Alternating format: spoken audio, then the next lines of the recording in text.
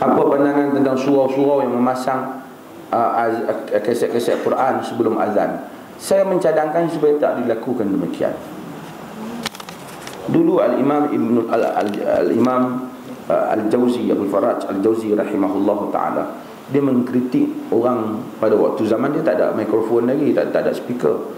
Dia orang sebelum mayang subuh dia ada bacaan macam-macam lah, selawat tu ni, dia kritik. Ganggu orang tahajud, ganggu orang macam-macam, ganggu orang urusan. Syiarnya azan saja. Dia tahu, jadi hangpa tak mau dengar Quran lah. Bukan. Benda ni benda pilihan, jadi kita jangan paksa orang. Azan satu kewajipan. Azan kita bagi orang dengar.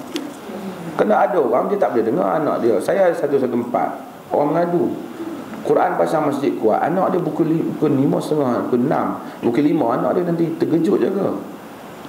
Anak kecil dia kuat tu, dia tak budak-budak, jadi ganggu dia. Dia nak tegur masjid, dia tak berani. Dia kata, awak ni dah nak murtad. Senang sangat murtad.